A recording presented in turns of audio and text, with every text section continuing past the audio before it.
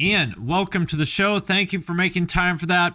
Ladies and gentlemen who are watching, please order in the court. Order in the court. Today, we are putting Ska on trial for crimes against humanity. I will be representing the prosecution today, and representing the defense, we have world-famous comedian Ian Fidance. Ian, Exhibit A in the trial, we have Real Big Fish. Have you come into my courtroom today to defend this, to vouch for this? I just want to say, first of all, you sound defensive. I just want to say, first of all, we're jumping right in. If it pleases the court, I would just like to say thank you for having me here. I'm very excited. I've been a fan for a long time listener, first time defender. And I'm happy to be here, Finn. If it pleases the court, ladies and gentlemen, the jury, I'd like to say if Real Big Fish and furthermore Ska does not bring you joy or just a little bit of a you have no soul and you're going to hell. I rest my case. Thank you. You may be dismissed. Well, there we have it. Well, in all seriousness, before we get into it, I do have questions about Ska, but before we get into it, tell us a little bit about yourself. I know you're a comedian.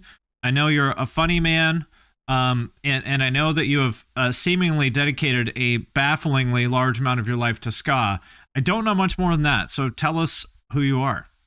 Well, you know what, Finn? Where do I begin, brother? I'm from Wilmington, Delaware. I grew up in punk rock, hardcore, ska. I was in a ska band in high school. It shaped my entire life in terms of like just my work ethic and kind of like how I saw the world and, this like positive, inclusive, very fun way. It gave me something positive to dedicate my life to when it could have gone down a very bad path. Music has always been important to me. I loved hardcore shows and losing my mind and like letting that be an outlet. And, older kids got me into ska bands and, I looked up to these guys. I was like 14. Everyone in the band was like 18. And it was really cool. It was great. We'd pack the car, go to Warped Tour. I just associate so many good memories with this type of music, and it's kind of played throughout my life. And now as a comic, I traveled every weekend all over the country, all over the world. And, I feel like I'm in a ska. I mean, I'm a comic, yes, but when I'm on stage, I want to be the lead singer of a hardcore band. I want to be in a ska band. I want to make people feel energy and enjoy themselves the same way I did when I was younger, going to see the thing that I loved, Got it. And aside from hitting the road, doing the comedy thing, you also have a podcast. Yes. It's called Being Ian with Jordan. It is with my best friend, Jordan Jensen. She's a fantastic comic. And this is our studio. It's the Delaware Den. And we hang out. And it's kind of like a sleepover with your two best friends that have spiders and worms in their brains. And it's the only podcast sponsored by Brain Parasites. And it's great. It's a good time. Her and I bonded over, going to hardcore shows. And we're like huge fans of Incendiary. And they are like now fans of ours and stuff. And so it's really cool to kind of bridge that world between comedy and the music we're into. Got it. Well, the thing that surprised me, because I would say 2 years ago, everything you said about ska is how I felt about it too. And then I made a video about Ska Punk, which I thought was a pretty complimentary video. Yes. I don't know if you've watched it, but I felt like it was a pretty fair video. I said, hey, this stuff I did watch it, but you kind of talk shit on my friend Britt, the lead singer of Catbite. And you said she had bangs, green hair, and a septum ring, so you were done. And no, I say, that's a different video. But yeah. Oh, I'm here to defend Britt and Catbite as well. I see that, and that's a joke. Sometimes. Come on, it's a joke. See, here's my problem. Here's my problem with ska fans is they cannot take a fucking joke. They're the most No. I can take jokes. I'm defending as a friend. I get it, the old hardcore guy. It's a joke. Anger. It's a joke. I loved that video because it was very fun to watch you listen and get like your legit real reaction. And I don't care if people like don't like, and also ska is kind of like Dave Matthews Band where like you can like it, but the fans kind of ruin it for you sometimes. I get it. I was shocked. I mean, obviously people tell me like, oh, you haven't heard the right ska. Like, dude, I heard this shit. I was listening to Moon Records shit 30 years ago. Yes. Like, I've the heard all of it. Skoy-Dots. Yes, I saw the Skoy-Dots in like 1995. Yes, I love like it. A fucking VFW. That's like, awesome. I'm not a stranger to ska, and I was very surprised. So I made this video called "What's Killed Ska Punk," and I mean, it is an objective fact that stuff was popular for a little bit, and then it became not popular, and even the people in the bands would tell you that. Totally. And I was not expecting to get a backlash from that video, but I did. They were very angry. And every time I've ever made a joke about ska, like, I don't understand how someone can take Real Big Fish so seriously. And they've really made me dislike the genre. I was shocked that ska fans, for being, you would think, a bunch of fun-loving dorks, seem to be very thin-skinned, defensive, angry people. They called me racist because I didn't like Real Big Fish, the whitest fucking band of all time. I love that. That's hilarious. It's funny because I feel like people with ska have thin skin in a way because it's always an eye roll. It's like if a marching band got mad at their parents. I get it. It's that type of music. Right. And everybody shits on it. So it's like you're defending yourself your whole life. So like your pricklers are up, like your little, like it's like you're like a porcupine, always kind of like on defensive mode. But at the same time, it's like, dude, have your opinion. I don't care if you don't like ska. All I care about is that, you get the energy and the emotion behind it and can recognize that when you listen to ska, you feel better than before you listen to it, except if you are the majority of my friends who dislike ska. I had a birthday party once and they were like, put on whatever music you want. So I put on my band and they were like, turn off the music. Like, I get it. I understand. But like, also, when you do these like videos and any opinion online, you're going to get such a divisive anger that it sucks, man. It sucks. I hate it. And I bet that turned you off from it because everybody was like hating on you. Yeah, exactly. I was just genuinely like, I was not surprised like when black metal fans hate me, whatever. I get it. That's black metal. They hate everything, including themselves. I get it. That doesn't surprise me. But ska, I was genuinely shocked to find out how like, aggressive and just really kind of hateful these people are. Yeah, and I mean that's across the board. The more people are like, love is love, love trumps all, except if you don't like the thing I don't like, then die in a fire. It's like, exactly. what are we doing?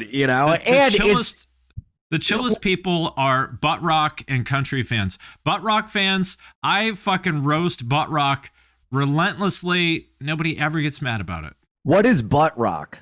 Like Crossfade, Hinder, Nickelback, that kind of thing. Ring them on the lips of an angel. Exactly. If you didn't do a gargoyle as a keg stand in 2006 to Hinder, get the fuck out of my life. Okay? You didn't live. You didn't live. You wasted your youth on something much worse than butt rock. So my theory is that the less social currency a given group of people has in real life, the more shitty and hateful they are online. So butt rock fans and country fans don't give a shit what you say about their music online because they're busy fucking in real life. Ska fans, all they have is ska. Ignorance is bliss. If you're a huge fan of butt rock and country, you don't have a ton of brain cells to even get upset about it. You were lobotomized through music, so I get it. Or maybe you were lobotomized before. Yeah. That's how they got into it. Yeah. Chicken or the egg? Who knows? Yeah. It really just genuinely baffles me.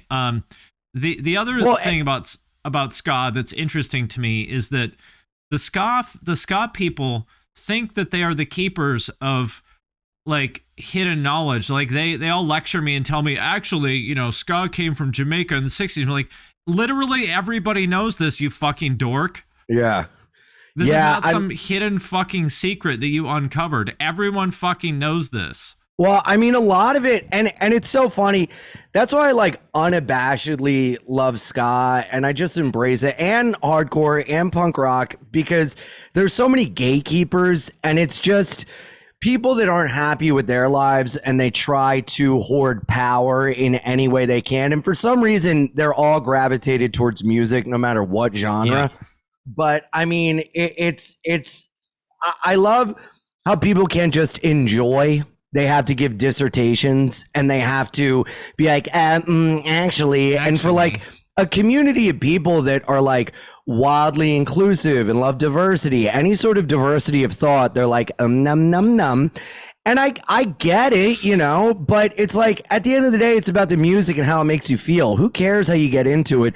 Who cares if you're wrong? It's like, just enjoy it, you know, and everybody knows the waves of ska. Right. But I do think any sort of conversation that gets you talking about ska is a way, an entry point into actually listening. So I'm all for it, you know, but it is very funny how everybody has to actually about any genre of music, just because people just want to feel important. And I get it. It sucks, but I get it, you know, but you're going to turn people off.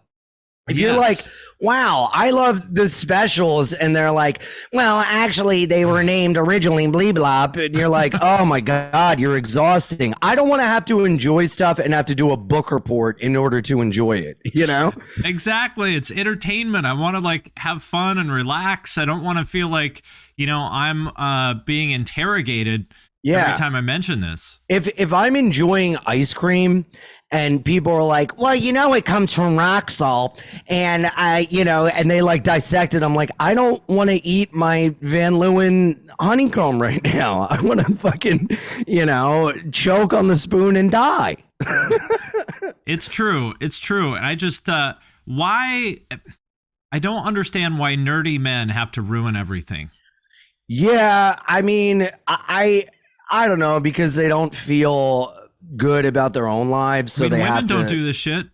No, because they're just, glad to be included and not have men hating on them. So they're like, whatever, But it's also a thing of like, I don't know. I think people dislike ska and punk rock to a certain extent and stuff because it does get derivative after a while. I think that's why there are different waves that were almost like genre changing, because at a certain point you're just redoing the same thing. Right. And I think that's what's cool now about all these ska bands that are out, is that there is, like a fourth wave, and there is new blood, and there is new kind of sounds that are coming into it. Whereas like you give the example of Real Big Fish, that album, Turn the Radio Off, perfect, amazing. Follow-up album, incredible. Album after that, couldn't care less. It's kind of the same.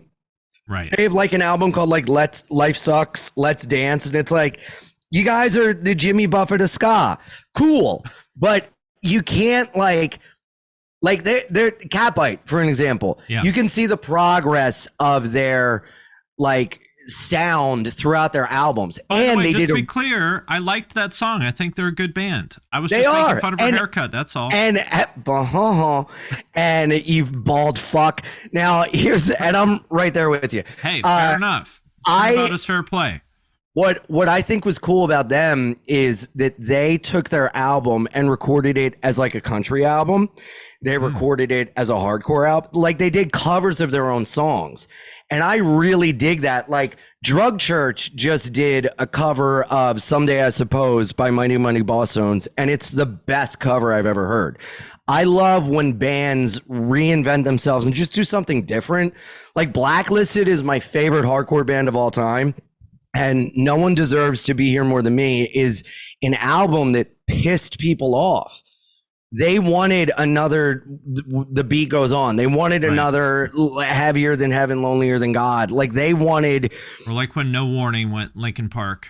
Yeah, that was weird. Okay, no. But I love music that kind of grows, because as a comedian, I'm growing and I'm changing, and I want you to hear me 5 years ago, six months ago, and be like, whoa, you're different now. Like I always want to be building and evolving. And I feel like that was the downfall of ska, is that a ton of bands weren't evolved. Like I love Less Than Jake, but it's like, it's all the fucking same. So that's why I think the bands coming out now are really, really, and that's no knock on Less Than Jake. They're fucking great. They're great iconic band in the canon of ska. But I think that's why there had to be different waves, because if you do the same all throughout, it's going to suck and people aren't going to like it. To me, I don't know all the newer ska bands, but people have sent me them and I've listened to them and stuff. And, I would say there's a few standouts, like the Interrupters, for example. But what's missing to me compared to like, say 90s ska, is a third wave ska and ska punk, is that I don't hear the same kind of like really timeless songs or a lot of star power. So for example, whether you like the Boss Tones or not, those are like really, really, really good songs. Same with like, No Doubt. I would even say the same thing. Less Than Jake. Lots of those bands had legitimately, Save Ferris, legitimately really catchy, good songs. Dude, The World Is New by Save Ferris, I think is just such a quintessential ska song. But I will say, for me, they weren't like hugely popular, but what became my like version of Mighty Mighty Boss Tones impression that I get, like a classic, amazing song, is Mail Order Is Still Fun. The Asian Man Records, like Mike Park compilation, like those compilation albums, they gave like the best of those band songs, and they became like the quintessential song of like that band for me. And then if I liked it, I would dig deeper into the catalog. But like the Jinkies, the best song to me is Big World, because that is like a song that stuck out to me. And then they have others in their, catalog, but that to me is a way of finding classic songs.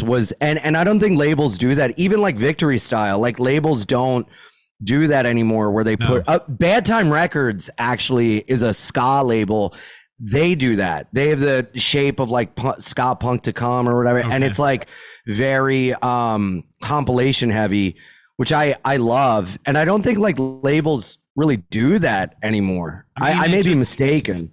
They might do it. I don't know. It kind of just doesn't really make sense anymore in a world where you can just go listen to anything you want whenever you want on Spotify. Back in the day, when you didn't have access to this stuff, it was a way to hear 20 bands that you'd never heard before for $3. Yeah, it was a $3 mixtape. And the coolest thing about coming up when I did, and I'm sure you too, and I know I'm like, man, I'm an old guy yelling at the clouds, but like I loved getting a mixtape from like an older kid and being like, oh my God, or having an album that I loved. I remember I liked Earth Crisis, and then I looked at their thank yous and it was like Snapcase, Bloodlet. And I was like, who are these guys? I went to the record store, listened, and was like, this is my new favorite band. And that doesn't really exist anymore unless you look at like show flyers or like what bands are like posting and who they're with, or like Hate 5/6 is great because that is like the new visual mixtape in a way. Yeah, no, that's a great point. I think, discovery is a thing and will always be a thing, because there's always going to be more music than anyone could possibly listen to. Just the form that it takes is different. Yeah. But I mean, it was a lot of fun to get something like that in the mail or at a record store and have no fucking idea what 3/4 of the bands were. And by the time you were done listening to it, hopefully you found like 5 or 6 new bands that you loved. Yeah. It was fun. Dude, I go home to my mom's house in Delaware. I live in New York. And whenever I go home, I find my old Case Logic CDs. And I have these I have like an Ois compilation with like 80 bands from Moonska Records. And I drive her like Toyota Highlander and I put the CD in and I'm immediately shot back to like being late to high school, like speeding through like stop signs, getting my like driver's permit taken away, you know, It's like an 80s movie. I don't know. Yeah. Yeah. And that's the thing too about ska. And you know, I have a friend, we did a road gig together and I was like, yeah, he's driving. Obviously he's in charge of the music. And I was really disgusted because he was like unironically loving Lady Gaga. Like not just like a hit, but like the album. And I'm like, what non-ironically love Lady Gaga deep cuts. So him and I would probably be very good driving buddies. One or two. Okay, but for a 2-hour car ride to Poughkeepsie? No. And I mean, Poughkeepsie's the real problem here. I know. Wait, yeah, what the fuck am I doing? You know, you got to make money how you can get it.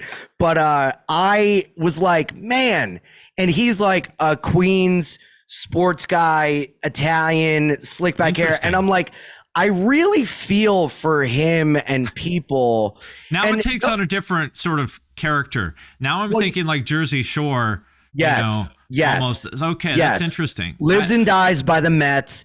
And right. I don't feel, not in a judgment or like pull my nose up, but it really gives me gratitude for being able to come up and have a scene and like a subculture to be a part of that helped influence me to who I am today.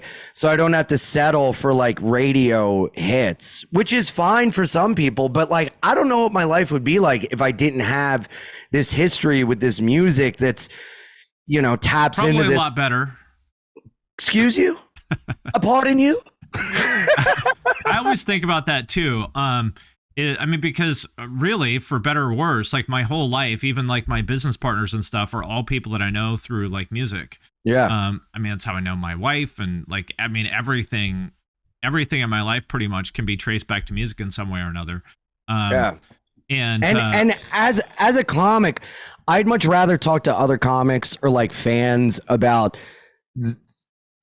music and like bands and tattoos and like shit that I like than like comedy or like anything else.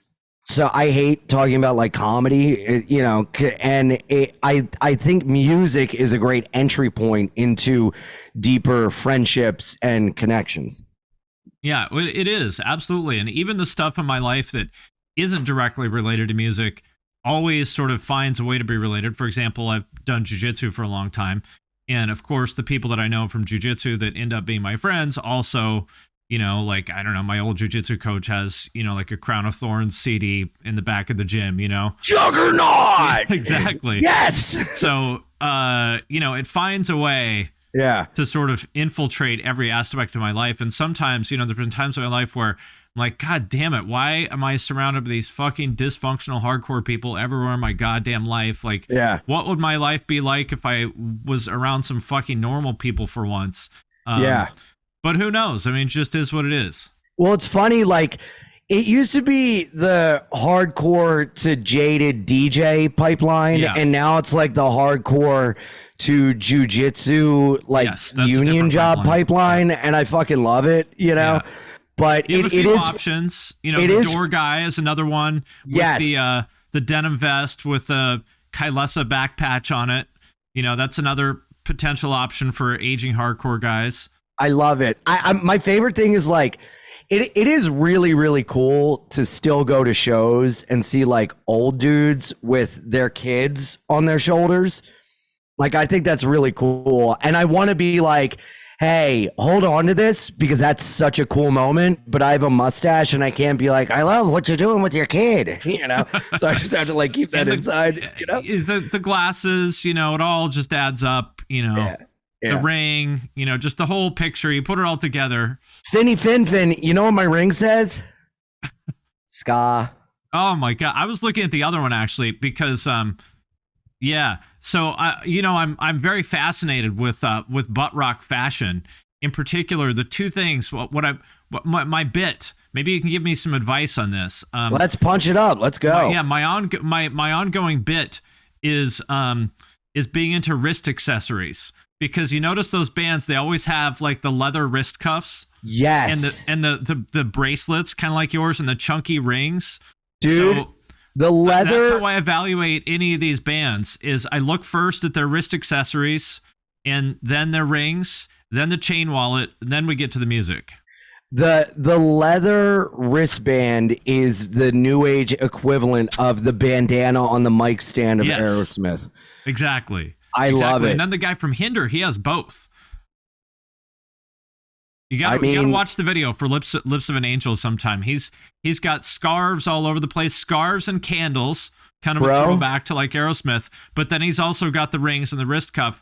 He's a Renaissance man who's really bridged the gap between those two eras. Remember the Darkness? Remember them? Yeah. They were the same. Bro, in college, me and my roommates used to dress up and lip sync to Hinder. Like, I love any music and any song that has a good huh. Yeah. That's my favorite. Huh. Warren Zevon, tons of huhs. Feel the Pressure by Drain. Yeah. Yeah. I love it. It just makes you want to fucking you know? Yeah, I feel like there's got to be some of those in Turnstile songs somewhere. Maybe I've never noticed, but if there isn't, we need to add them. Well, dude, you know what's funny? And you know, for my podcast, me and Jordan, we have like one of our designs for like our merch is Beavis and Butthead, and look what it says on the shirts. Oh, just listen. I don't know. From looking at your Instagram, it sounds like you used to be in a pretty dark place.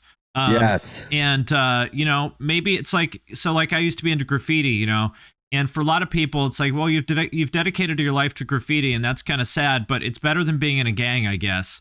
And that's kind of how I feel about ska. You know, is there a part of me that sees that you've devoted so much of your life to ska, and I kind of feel pity? Yes.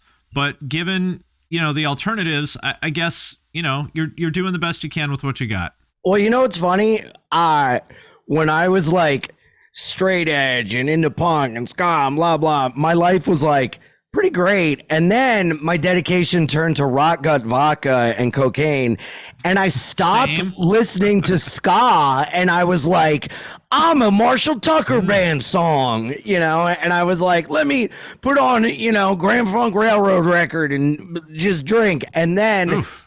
In sobriety, I've like way gotten back into ska and hardcore, and I'm like happier than I've ever been. So I definitely think there's a correlation of like because I used to think that I was like a 70s leather jacket, you know, like that's what I used to think I am. And now I'm like fucking checkerboard Van slip-ons, and I'm okay with it. I love it. That's definitely one of the like leather jacket cocaine kind of thing is definitely one of the more popular post hardcore pathways. I didn't do the leather jacket thing, but I definitely was drinking a lot of vodka and doing a lot of coke for a couple years, and I was very disappointed with myself because I said, "Oh, I've become this guy." Yeah, I mean, at a certain point, you got a choice down two paths, and you can either get your shit together, or you can turn into Gabe DeRita and be a fucking living in the past cokehead on the Lower East Side, you know? Yeah. You find yourself listening to Terror and doing coke at 7 a.m. on a Sunday. Oh, I don't listen to Terror. I listen to Terror. They're one of my favorite bands, but no coke. They're my church on Sundays. Madball Terror, getting me set for the week. You know, that's the good version of it, but there's the bad version where you're doing coke at 7 a.m. on a Sunday listening to Terror and Madball. That's a dark spot to be in. That's a very funny timeline to imagine, because when I was like doing coke at 7 a.m., it was like listening to the and like you know, the Flaming Lips, and like thinking I was a Ryan Adams song. But I can't imagine, like, Terror and Madball jazz me up so much that I want to mosh on the subway. I could not imagine being gacked out while doing that. Like, that's just, I applaud you. That's incredible. Yeah, well, you know, fortunately that didn't last too long. Yeah. And hey, you know, and so compared to that, is listening to Real Big Fish as a grown man, you know, it could be worse.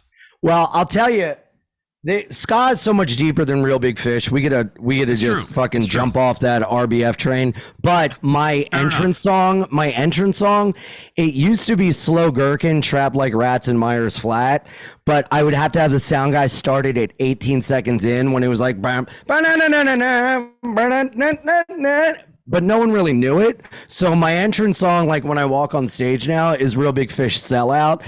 And when I get off stage, it's Turnstile Mystery. So it's a good fucking balance, you know? How many people recognize the Turnstile song?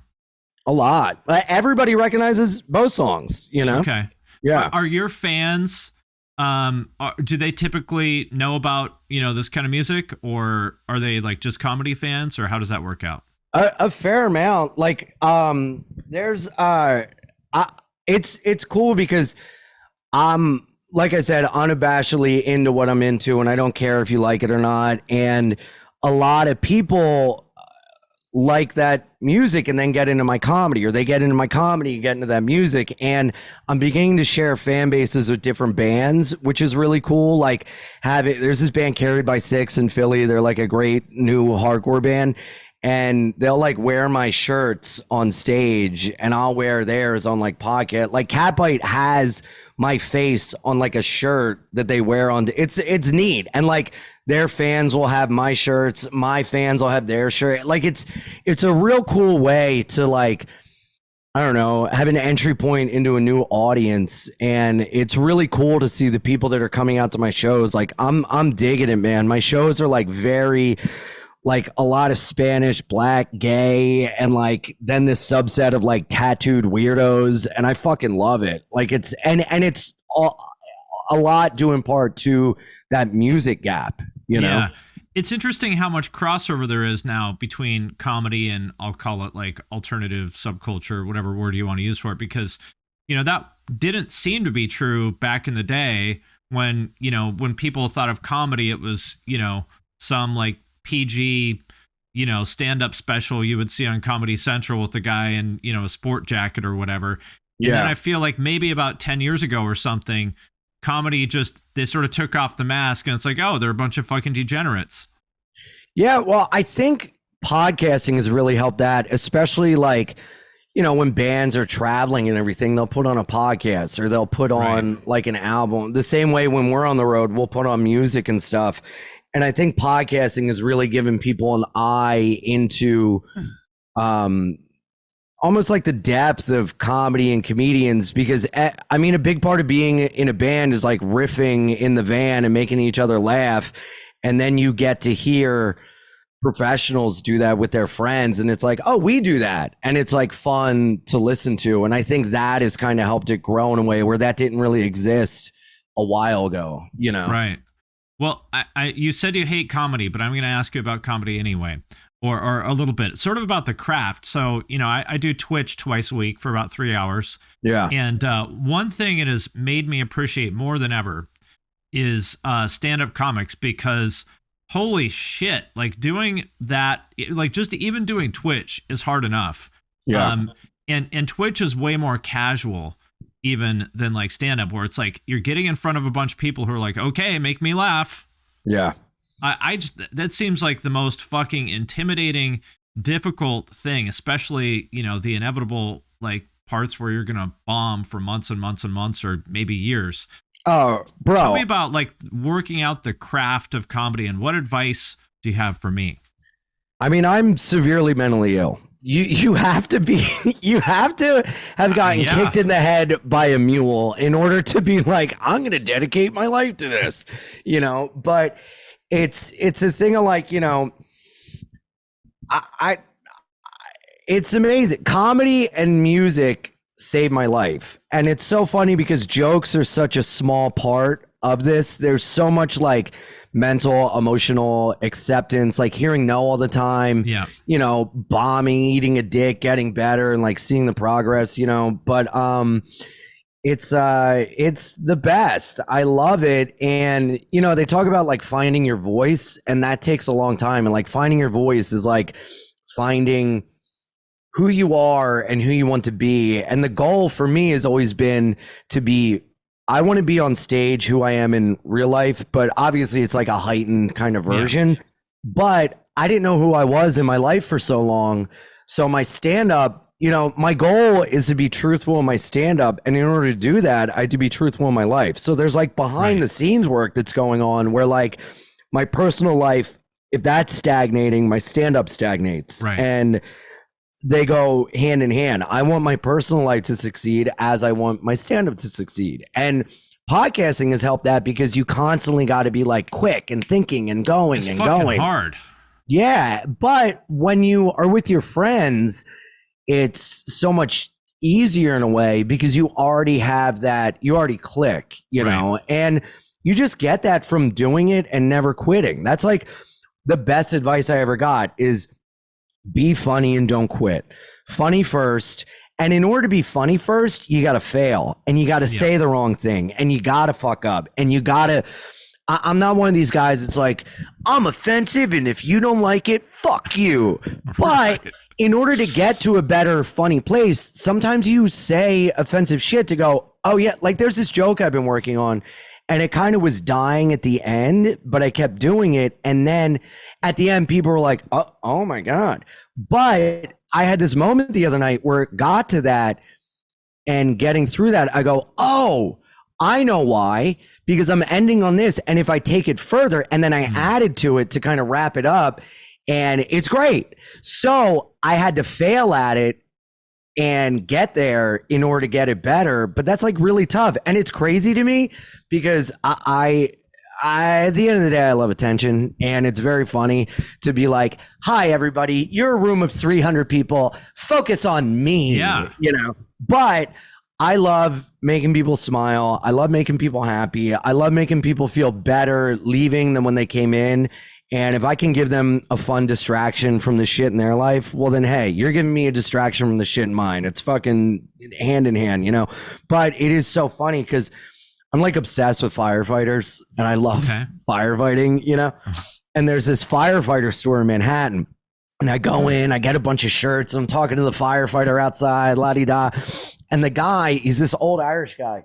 It's like, so you're a firefighter groupie. Oh, yeah. Oh, yeah. I was a firefighter in high school. I fucking loved it. Okay. And I just played Philly where I'm from. Well, I'm from Delaware, which is outside of Philly. But I just like played this club in Philly and it was so cool. I came back and it was like packed out. And someone in the crowd was a guy I used to firefight with when I was in high school. It was pretty neat. And he's touched so you're in at the the head. firefighter store. Yeah, I'm at the firefighter store. And I'm talking to a legit firefighter and he goes, man, you're a comic. I couldn't do what you do. That's so brave to do that. And I go, buddy, let me stop you. You were in 9/11. Okay. What are we doing here? I'm a clown. I am a traveling clown. I get it. I know what it is, but you're doing the real shit, you know? But it is scary to go up and do it. You just got to keep doing it till you feel comfortable with anything in life. You know, for me doing Twitch, even just 6 hours a week, but like that's a pretty good amount of time. I can tell that I've gotten a lot better in the past year. The part that's difficult for me, and I would love to get your advice on this as a professional. I consider my second channel to basically be a comedy channel. Not everything I do on there is funny, but pretty much I think of it. I guess my voice, even though I prefer it maybe to be something else, like I think your voice is what it is, whether you like it or not. Yeah. I think of it as, I guess it's like roast comedy. Mm-hmm. And the tricky thing is that, you know, people don't really like their music to be roasted. Yeah. The stuff that they like to be roasted. So on the one hand, I'm like, well, you know, I want to give the people what they want. On the other hand, you got to be who they are. So how do you kind of, or you got to be who you are. How do you kind of reconcile those two things? I mean, at the end of the day, everybody has an unspoken contractual agreement that these are jokes. You're going into it knowing that the goal, no matter what it is to elicit laughter. So even if you like say something and someone doesn't like it, it's like, well, I'm fucking trying here, you know, like accept that. And it may not be for you. That's fine. But it's not about you. And, you know, if you're on Twitch and you're like roasting, people are tuning into your Twitch because they like you. They know what the deal is. And if they get butthurt, it's like, well, that's on you. And if they get butthurt to the point where they want to like talk about, it's like the ego on you to think you were that special in a public sphere to then make it specifically about you. It's like, dude, you're trying to have fun. At the end of the day, it's entertainment. We're all entertaining each other and having a good time. And your roasts, I bet, have gotten better because at first they probably weren't like, no, and this is not a knock on you. It's how it always is. Not clever, very base, very fucking low hanging fruit. And then you go, oh, that kind of sucked. That did make someone feel bad. And then you go, I never want to well, let me get better. I never, ever want to make anyone feel bad. Ever. Same here. Unless they're a total piece of shit, which is very rare. Never. But I think you can say a lot more and get away with it with a smile than you can in like it's all about delivery. It's all about performance, you know? And if people know, yeah, he's joking, it's a lot more fun than like, is he serious? What the fuck? And that's the thing too. As long as you're pure at heart and you know, I'm not trying to hurt anyone, I'm trying to have fun. If they don't like it, that's on them and fuck them. I wonder if I should maybe wear something silly to sort of, because I think some people don't realize that I'm joking sometimes. Yeah. And I wonder if I like overtly wore something silly to sort of let people know that this is silly. Bro, you need a neon sign behind you that you click that's like joking. Laugh. Yeah.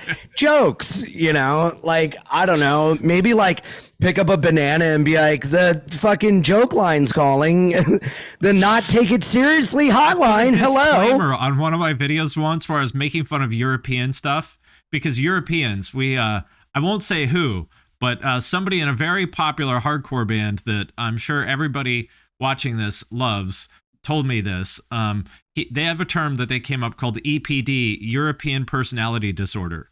Bro, off air, tell me who that is, and I'm sending them an edible arrangement. That is the best thing I've ever heard. Europeans suck. They have no sense of humor. It is insane. Playing clubs in the city, and some family is visiting from Luxembourg, and they're just like, da, and I'm like, shut up. Did not laugh at your jokes. Yeah. And then I get mad, and I focus on them, and then I'm like, oh, this blue-eyed, blonde-haired family doesn't understand English, you know? Well, and I get it, but it's like they have no ability to laugh at themselves, and they just instantly turn it to like these really like nasty nationalist comments about Americans, and it's like you're just proving my point. Exactly. So I had to put a disclaimer at the beginning of that video that said, warning, the following content contains jokes. Dude, that's amazing. EPD is so funny. I love that so much. And it is so, dude, everyone, it's like when we get off stage, other comics will be like, how are they? And we'll be like, European. And they're like, oh, God. You know, it's like going down to the coal mines. Like, oh, I guess I got to put on my helmet, get ready, you know? Yeah, it is. But, you know, it's just, it. But hey, Europeans pay the bills too. I will say, that goes back to music, and a big part of music is like energy, and that's why every fucking hardcore band at the beginning of their set is like, get to the front, you fucking pussies, because they want that like energy and they feed off of it. And a big part of comedy is like being able to decipher the energy of the room and feel it and be able to shift when something doesn't hit and recognize what's going on. Because at the end of the day, they're shitty crowds, but it's my job as a professional to make them laugh. And very, very, very rarely will I be like, oh, it's them. I'm very hard on myself, and I'm like, I should have done that, blah, blah. But sometimes you just got to call a spade and be like, they fucking suck. They're thoughtless pigs, and all they want is their slop. And, you know, I'm not like, when that happens, I have this like sick thing in me where I'm like, oh, you don't want to laugh? I'm going to burn this to the ground, and I'm going to make you like regret being here, and just give them my darkest fucking awful, like uncomfortable, to be like, this is what you get, you fucking pigs. That's when it's time to just go in on the Europeans. Like, okay, just remember, buddy, you chose this, not me. Yeah. This turns out the crowd hurts me. Turns out no Europeans in the crowd. They just, it's me, and I'm just xenophobic. Like, this guy sucks. But sometimes you have to dehumanize the enemy to do your job. Yeah, you got to, man. Hey, it's all par for the course, you know? Got to do what you got to do. All right. Well, I will let you get on with the rest of your day, but thank you very much for joining to defend ska here in the court of public opinion. Can you remind everyone about your podcast before I let you go? Yes. Being Ian with Jordan. It's on YouTube. Patreon.com/beingianpod. I'll link it in the description of this video as well on YouTube. You're the man. And I said it before, and I'll say it again. I truly mean it. I'm a huge fan. Having me on, I'm honored, man. I love your channel. I think it's great. And even like people disagreeing and stuff, it's cool because it gets people talking, and more people might get into the shit you're talking about than not, you know? And I'm so happy. I really enjoyed this. And if you want, iAnimal69 on Instagram, Twitter, and Twitch. I'm going to be at Denver Comedy Works January 11th to 12th, Tampa, Florida, January 26th, 28th. And at the end of the day, I just got to say, no matter what, you got to keep on skanking, baby. Keep on skanking. That's a great note to end it on. Thank you very much. Hey, thank you. I will catch you later.